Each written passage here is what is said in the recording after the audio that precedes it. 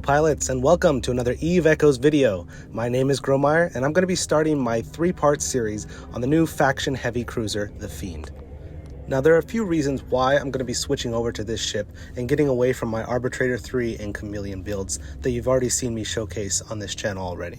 First of all, I wanted something that could take a lot more punishment. So this is more of a tank setup for close range fit and a lot less kite. This is so that I can hopefully take on 2, maybe even potentially 3 enemies at a time and not have to worry too much about how fragile I am. The second reason is that I am tired of things warping away from me when I only have 2 points of stab on them. No. What's happening? Okay.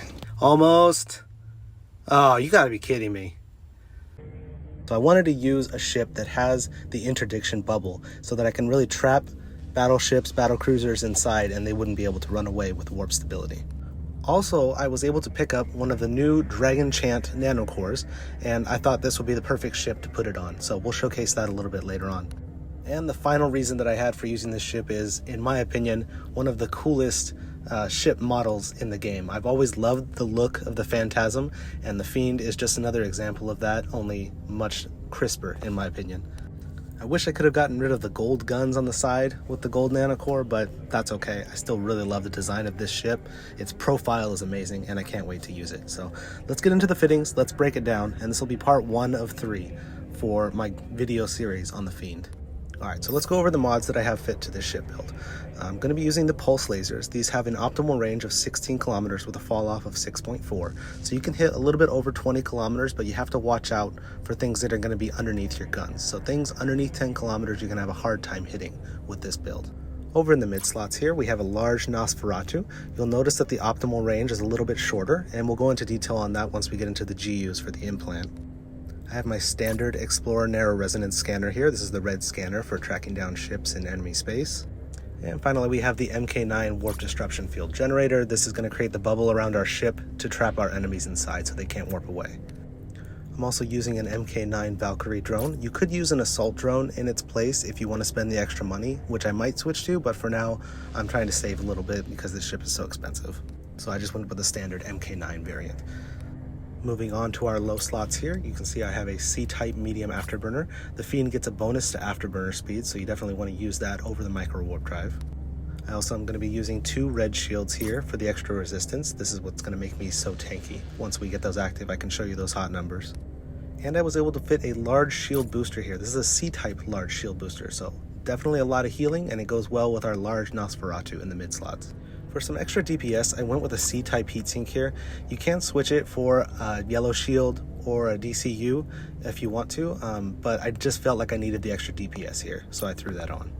So overall, right now we're rocking 880 DPS cold. Moving on to the rigs, I fit very defensively here, so I went with the anti-EM screen reinforcer and an anti-thermal. These are both level 3 for maximum resistance. And this is just to plug those holes. Your lowest resistance numbers, you always want to fit those rigs to if you're going to be fitting more defensively. For the 3rd combat slot, I went with the capacitor safeguard. That was to reduce the amount of capacitor my large shield booster was using. You can fit something else here. You can fit DPS mod if you want to. For now, this is kind of like a placeholder for me until I can find something better. Over in the engineering side, we wanted to up our speed. So I have 2 flight velocity adjustments, level 3. To really get that afterburner speed up, and an inertia modifier adjustment rig. I'm a little worried about how fast I'm going to be going and not being able to make those tight turns when I'm orbiting, so I threw that on there just as an extra precaution. But you could probably go with 3 auxiliary thrusters if you want to go extra speed. Okay, so moving on to the Nanocore here, we're going to start with the basic attributes, and you can see right there on top we have the Nanocore Dragon Roar. This is going to be an exclusive ability to this Nanocore, and we're going to go over that a little bit once we undock. Second option here, I've added some inertia. Third option, we got the pulse laser EM damage. This is going to be because we're using pulse lasers, not beam lasers. 4th level, I was able to get afterburner speed increase, so we're going to be even faster. We can check our max speed once we get undocked. And I was able to bump it down to a 5th level to get some extra laser damage, and every bit of DPS on this ship is going to count. Once I have the extra ISK available, I will be kicking it down farther down the tree and boosting up my shield booster or my afterburner speed. Even my flight velocity, I have to check and see which one's going to work out better. And if I definitely have the funds, eventually, I'm going to go all the way down to the bottom and finally unlock the last level of a Nanocore to get some more DPS. Hopefully we don't have to re-roll too much on this to get the right type of DPS, but that is a long-term goal, and you can see the potential for this ship long-term. Now, I did have enough Tesseract cores to gold core this, which actually worked out great because I was able to keep the Dragon Roar ability and add the extra 19.2 laser damage on here. I don't really feel like I need the extra shield. That's going to be more if I'm going to be like gate camping or, you know, running with a fleet type of situation, but because I'm going mostly solo, I'm going to stick to that extra DPS. And if I can unlock that second level of the gold Nanocore, I can actually up my DPS even further and either increase my activation time or my overall damage. So definitely a lot of long-term potential for this ship. You can see right here I already have some damage boost to it when it's not unlocked, but if I am able to unlock that second level, I can add another 5 or 6% DPS, which I definitely plan on doing. This is going to be a long-term ship for me. Okay, so that is the mods, the rigs, and the Nanocore. Let's go and check out the implant that I have fitted because I have some interesting choices on the GUs for this ship that some other people might not choose, but I'm testing things out and I think it's a good concept. So I've got the focus crystal to level 20. I definitely can improve that more for some more DPS over time, but for right now we are at level 20, and that's going to give us added DPS over time as long as we don't miss our shots. This is why it's so important for me to be targeting large ships, because it's a lot less likely I'm going to miss my shot and reset my my DPS. Fighting frigates and destroyers is going to be rough. Alright, so the first ability I was able to unlock is going to be adding reducing the shield booster activation time. So this works because we're going to be using a large shield booster. If we were using a large extender and doing more of a gate camp scenario, I would probably switch it to the ability below, which gives you a temporary armor boost once you click on it, but this is going to be for extra reps on our shield. Okay, the first GU I have here selected is going to be the Afterburner output boost. Right now we're rocking a 20% velocity boost to our Afterburner, but it comes at a cost of 25% capacitor. So definitely room for improvement on that GU. I'm going to be saving for a level 10 one, which will up it later on. Okay, the second GU I got was a Energy Nosferatu output boost. You can see it's going to reduce our optimal range. That's why we had the 17 kilometer optimal on our large Nos. But it's going to increase the effect of its drain. So we're going to gain 30% drain effect. And I was hoping that this will counteract the neutralizers, the large neutralizers I'm going to run into by being within 30 kilometers of these battleships. It's just a theory. I haven't done the math, but we'll try it out. And the third GU I have here is for some extra DPS. So this specific heatsink GU is going to increase our damage when it's not activated. So it's pretty much on all the time. The only downside is that it's going to lower the amount of time it can be activated for. I would like to unlock some more levels in this implant so that I can get another GU on here. Specifically either the advanced GU for focus crystal to increase my tracking speed, or perhaps even the other heatsink GU so that I can increase my overall DPS. And I wouldn't even mind unlocking some of these extra skills that are here. You can see this one is going to add stacks to our focus crystal that's going to up our DPS even more. So something long-term to plan for and something like a goal to set.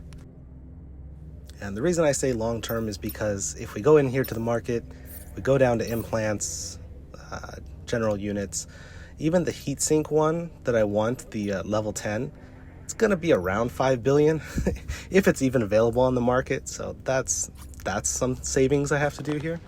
I would really like to have this one though, because it's going to increase the activation time boost effect by 50%, whereas the other GU I have reduces it by 30%. So we end up with a net positive on our DPS. Let's see if there's any on the market right now. Yeah, we got 3, lowest cost is 5.5 billion, so something to save up for. The other GU that I was looking into getting, we can check the price on that. Scroll down here. Down, Afterburner. So getting that from a 5 to a 10, you'll see there's none on the market right now, but you notice that the velocity boost effect goes up by 10%, and it still costs us the same activation cost, the same capacitor usage, 25%. So it's like an extra speed on top of what I have for no extra penalty if I can upgrade this GU. Another 5-6 billion ISK that I needed to save up for.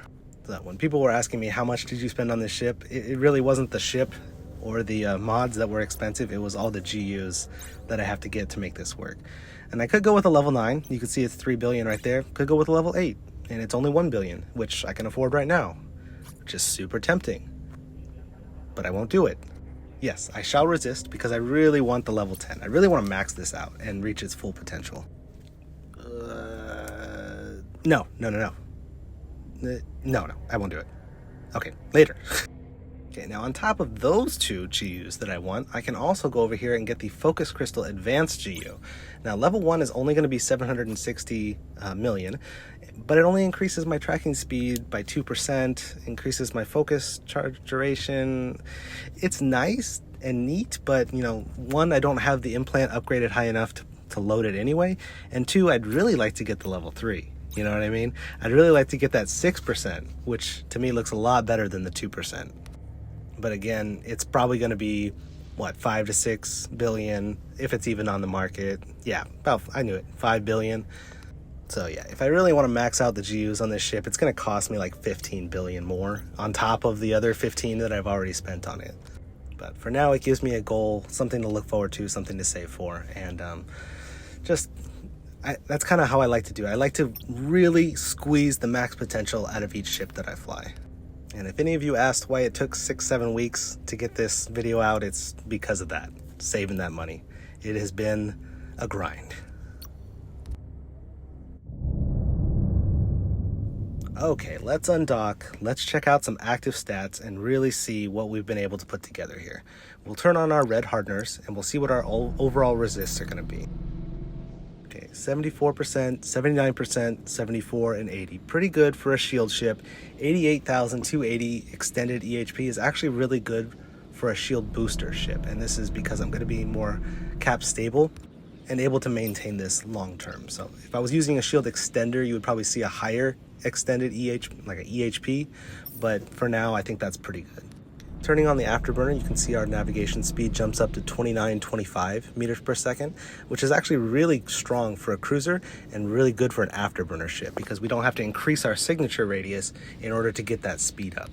With my arbitrator, with my chameleon, I had to use a micro warp drive to reach those speeds. I don't even think the chameleon reached those speeds, but it also would increase our signature radius, so we would end up taking more damage. So this is really good for a long-term kind of orbit around the target and maintain.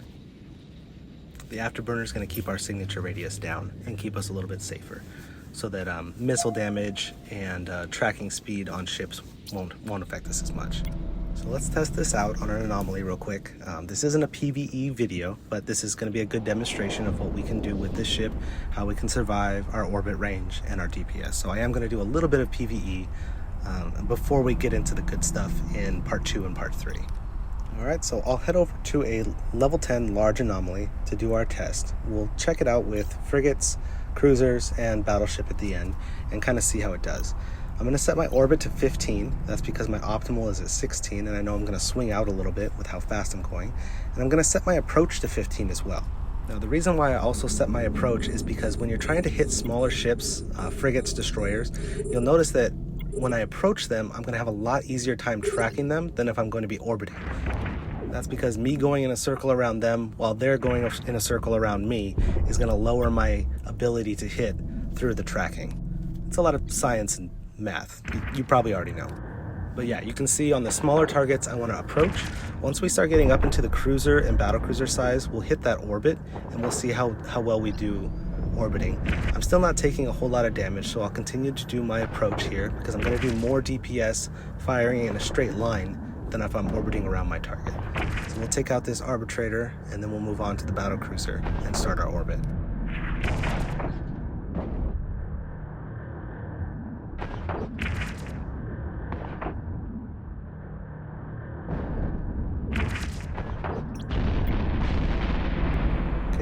that's done, we'll switch over to the battle cruiser here. We're going to hit our orbit on the target. So we're going to orbit at 15, and it's probably going to swing us out to around 16 or 17, but that's okay. That's still pretty close to our optimal. And we're going to be able to hit these targets for close to the same DPS as we're approaching a small target, because they do have a larger signature radius and they're not going to be moving as fast. So our guns are able to track them better. So, side note for future reference, this is definitely a build for taking down battleships and battle cruisers. Sometimes cruisers, if you can be faster than them, but if they're going to web you from outside of your range, like a vigilant, you might run into some hairy situations. But being able to orbit our target around 16 or 17 kilometers and stay out of their web range, out of their scramble range, is going to be very important when it comes time to PvP.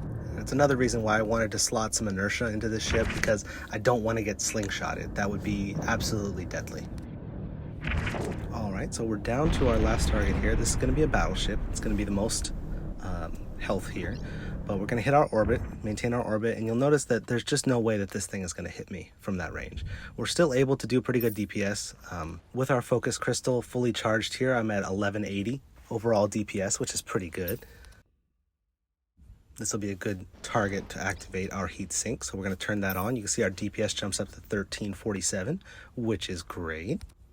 And it's only going to last for a little bit because that heat sink is going to have a lower activation time because of that GUI we used, but definitely an overall boost to our DPS, and why I fit that on there for taking on battleships.